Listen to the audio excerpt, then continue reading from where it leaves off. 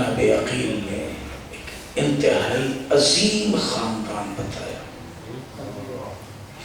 عظیم خاندان، اگر میں لفظ پہنچا سکا جلدی جلدی، ایک ایسا خاندان کہ جو اپنی قدروں کا خیال رکھنے والا تھا.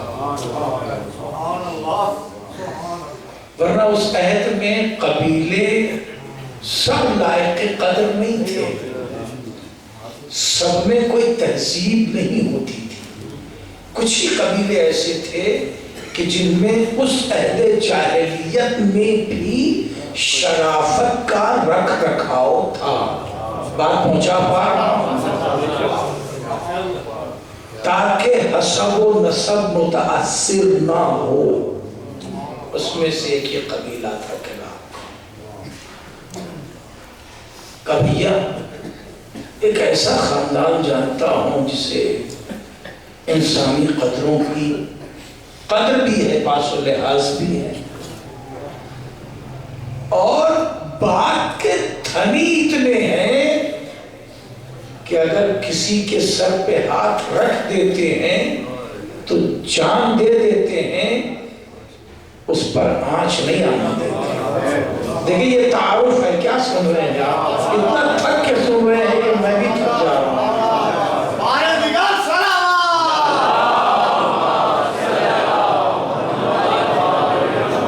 دیکھیں ابھی شادی نہیں ہوئی ہے، مگر جو کچھ عقیل کہہ رہے ہیں اسے کردار عباس میں دیکھتے ہوئے چلو. اپنی قدروں کے اتنے محافظ ہیں کہ دوسرا ان کے مد مقابل کوئی نہیں. اپنی بات کے اتنے دھنی ہیں کہ جسے اپنی سرپرستی میں لے لیتے ہیں. کئی واقعات ہیں کہ جس کے اوپر کہہ دیا کہ نہیں یہ اب میری امانت ہے، میری حفاظت میں ہے، تو بڑے سے بڑے قبیلے والے بھی، چاہے وہ ان کا کتنا ہی بڑا مجرم کیوں نہ ہو، ان سے لے نہیں پاتا تھا اگر انہوں نے ضمانت دے دی. یہ اپنی بات کے اتنے دھنی ہیں. پورے قبیلے کی بات ہے کہ جس کے سر پہ ہاتھ رکھ دیتے ہیں پھر اس کا کوئی بات ہی کا نہیں کر پاتا. اور بھیا یہ ایسے شجاع ہیں کہ ان کے یہاں کئیوں کے لقب ہیں نیزوں سے کھیلنے والا.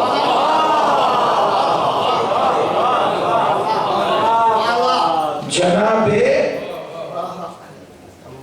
باب الحوائج کے نانا اور ماموں، ان کا لقب ہی تھا نیزوں سے کھیلنے والا. اب سمجھ میں آیا کہ حسین نے روز عاشورہ تلوار لے کیوں لی تھی، نیزہ دے کیوں دیا. شیر کی تاثیر سے یہ فن آیا ہے نا، جسے کہتے ہیں نا بائی برتھ ہیریڈیٹیکل. شیر کی تاثیر سے یہ فن آیا تھا جسے امامت نے جلا دے دی تھی. دیکھیں فن میں تیغ و سیف یہ بنی ہاشم کا فن ہے. تلوار بنی ہاشم سے اچھی کوئی کبھی نہیں چلا سکتا. نیزہ بازی یہ فن نہیں تھا بنی ہاشم کا، حالانکہ جناب حمزہ نیزے باز تھے، نیزہ رکھتے تھے اپنے ساتھ، لیکن یہ فن بنی ہاشم کا نہیں تھا. اور بنی کلاب کا فن تھا نیزہ باز. وہ تلوار پہ اتنا بھروسہ نہیں کرتے تھے، نیزوں پہ جتنا بھروسہ کرتے تھے. بس اہتمام کر لیا حسین نے، مولا کائنات نے حسین کے لیے وہ اہتمام کر لیا کہ اپنے گھر فاطمہ کلابیہ کو لے آئے اور حسین کو عباس جیسا قوت بازو عطا کر دیا، جس کے یہاں بات کا دھنی اتنا ہے کہ ایک بار ماں سے وعدہ کر لیا کہ بھائی نہیں پکاروں گا.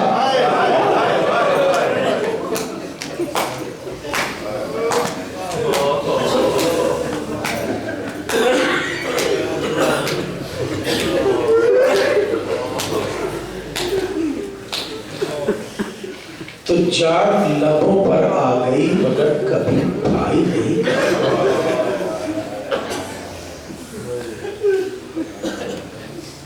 اپنی قدروں کا محافظ اتنا بڑا ہے کہ بہن یہ کہہ رہی ہے جس کے پاس عباس جیسا بھائی ہو بابا اس کی چادر پہنچی اپنی قدروں کا محافظ اتنا بڑا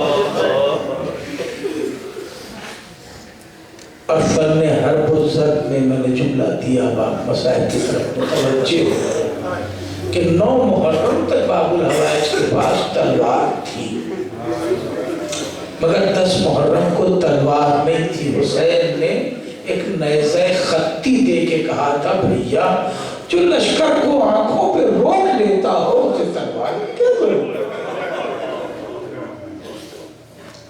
جو لشکر کو اپنی آنکھ پہ روک لیتا ہو اسے تلوار کی کیا ضرورت ہے صبح سے ظہر کا وقت نکل گیا اور باب الحوائج کہتے رہے آقا اب مجھے اجازت دے دیجیے کیونکہ میرا مولا جانتا تھا کہ جہاں سے حسین مجھے اجازت دے دیں گے میرے آقا جہاں سے مجھے اجازت دے دیں گے اس کے بعد لاشیں ابن سعد اٹھائے گا میرا آقا پھر لاشیں نہیں اٹھائے گا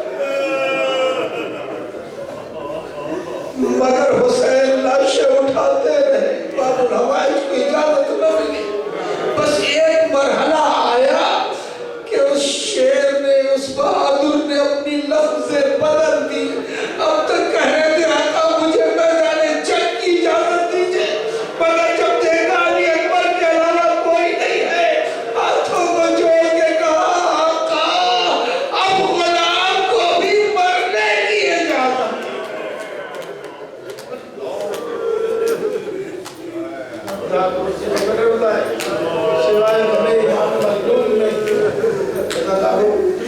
سب سے اچھا وقت قبولیت دعا کا ہوتا ہے جبکہ آنکھوں سے آنسو جاری ہو ظاہر ہے کہ اختتام پہ شبیہ علم و زیارت برآمد ہوگی اس لیے میں اسی مرحلے میں سے 2 دعا کر رہا ہوں پالنے والے یہ سب حسین کے عزادار ان کے ہاتھ کو خالی جانے نہ دے اور پالنے والے یہ تن من دھن سے آقا کی عزاداری میں منہمک ہوتے ہیں ان کی ہر لمحہ حفاظت کرنا ان کی تمام دعاؤں کو قبولیت کا شرف عطا فرما جو بیمار ہونے شفائے کا دعا چاہتا ہے ہاں زندارو آقا نے لفظ بدل دی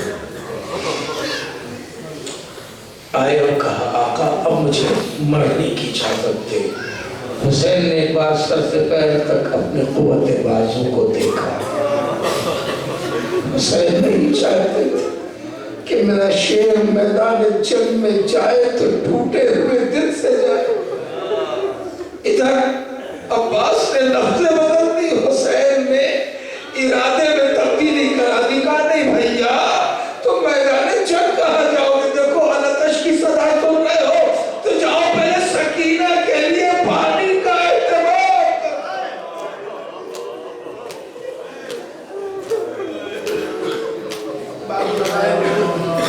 میرے مولا غازی عباس خیمے میں داخل ہوئے اور داخل ہونے کے بعد آواز دی سکینہ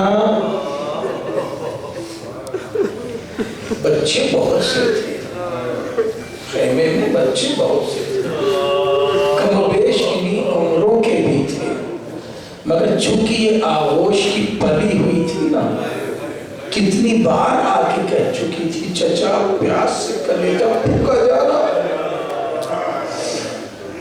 اس لیے آواز دی سکینہ بیٹی ذرا اپنا مشکیزہ لے آ سکینہ نے لا کے مشکیزہ دیا بس چند جملے گفتگو تمام آپ مساق ہوئے مشکیزہ دیا باب الحوائج غازی عباس مشکیزہ لے کے خیمے سے باہر نکلے گھوڑے پہ سوار ہوئے میدان جنگ کی طرف رخ بھی نہ کیا خیمے سے ہی رخ اس کنارے کا کیا جہاں سے پانی بھرا جاتا تھا.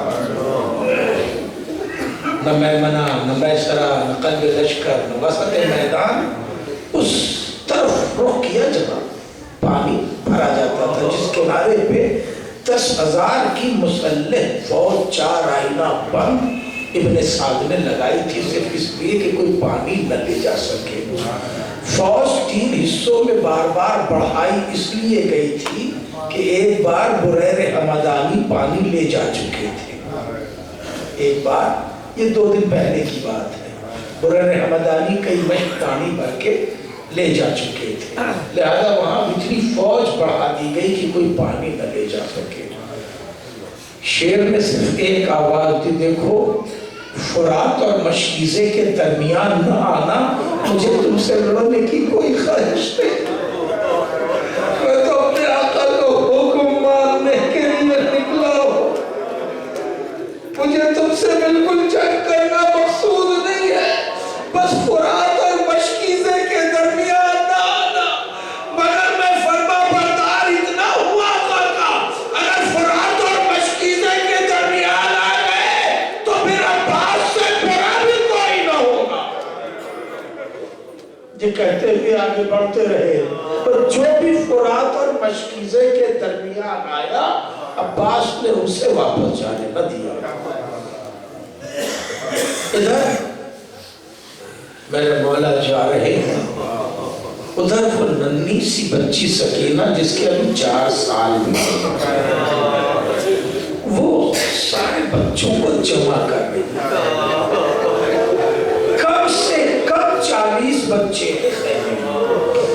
اس سے مولانا محمد باقر صاحب نے تفصیل سے لکھا ہے، کم سے کم 40 بچے ہیں خیموں کے درمیان، جو سب کے سب کہہ رہے ہائے پیاس، ہائے پیاس، ہائے پیاس. سکینہ نے سارے بچوں کو جمع کر دیا.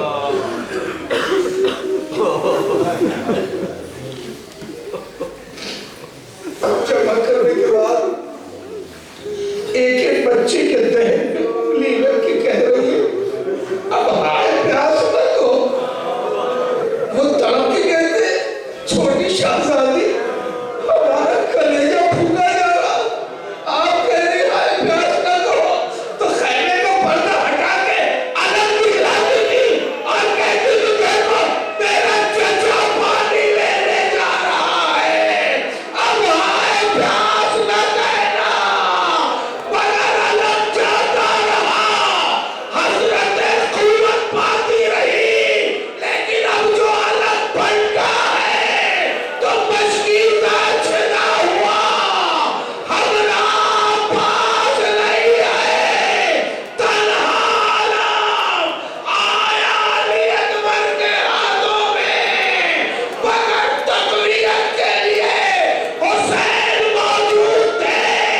مگر جب حسین شہید ہوئے صرف ذوالجلال تھا جو سکینہ کو آواز دے رہا تھا، چھوٹی شہزادی آؤ بابا کا پرزہ لے لو، بیٹی بابا تمہارا میدان ہے.